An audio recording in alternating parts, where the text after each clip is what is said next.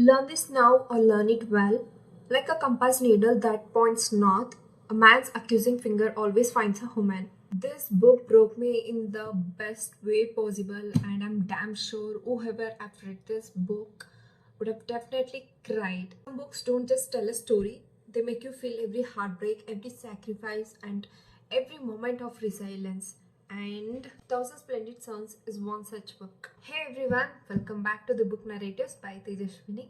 And today we are going to review the book called A Thousand Splendid Suns by Khaled Hosseini.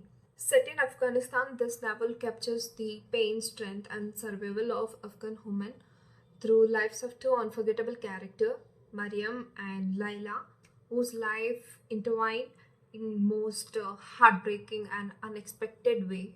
This author have written so well that you don't feel like you're reading a book. Instead, you will feel like you're walking in the streets of Afghanistan. He have captured every minute essence of the land. And today, I'm going to take you through this story, the key moments, and why you should absolutely read this book. Part 1, we can see Mariam's life, a life without choice. Mariam is born as a harami, an illegitimate child, to Jalil, a rich man, and his servant. Jalil visits Mariam at her place where she and her mother stays, but never lets her be part of the real family. And when Mariam insists on seeing him at his place, she realizes the truth that he is ashamed of her. That's when the specific line hits, which was told by her mother. A man's heart is a wretched thing, Mariam. It isn't like a mother's womb. It won't bleed. It won't stretch to make room for you. I'm the only one who loves you. I'm all you have in this world, Mariam. And when I'm gone, you will have nothing. You will have nothing. You are nothing. Later, she is forced into a marriage with a man called Rashid, who is an abusive shoemaker. This happens only when she was 15. With part 2, we have Laila's life from dreams to despair. So Laila is opposite of Mariam. She's young, beautiful, and she's very ambitious. Also, she is deeply in love with Tariq, her childhood friend, and she wants a bright future. But then things turn out very tragic here as well. The war destroys everything. The bomb kills their parents, and she even thinks that Tariq is being killed. She has no choice but to marry Rashid to survive. That's when Mariam and Laila's life intertwine.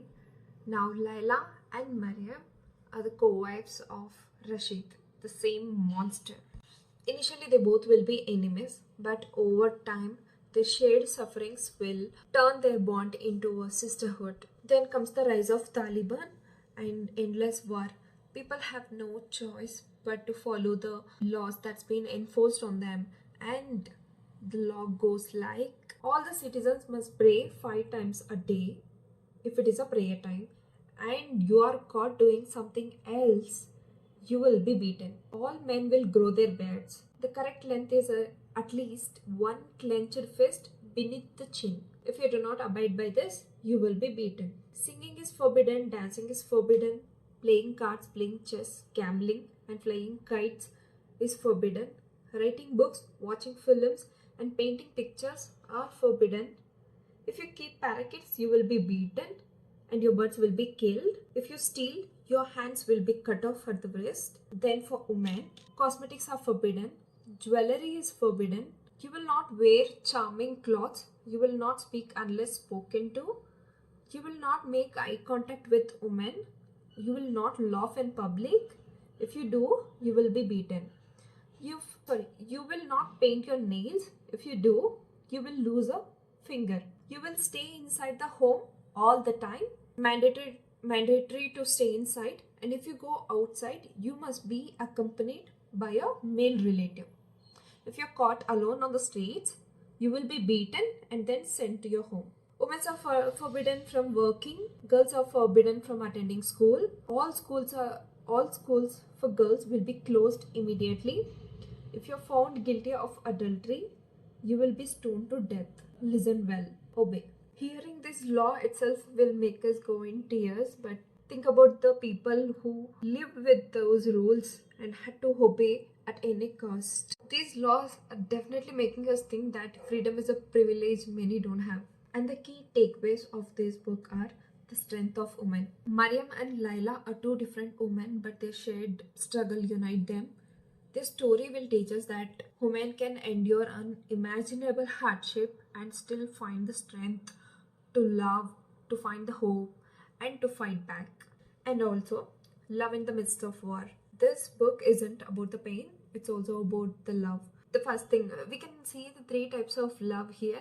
One is mother's love, we can see the romantic love, we can see the love between two women, which is turning into a sisterhood. With mother's love, we see that it is sacrificial, unconditional, and boundless. And when it comes to romantic love, it's delicate and fleeting in the face of war. And the love between two men who find sisterhood with their shared struggles. In the world torn apart by violence, love becomes both weapon and refugee.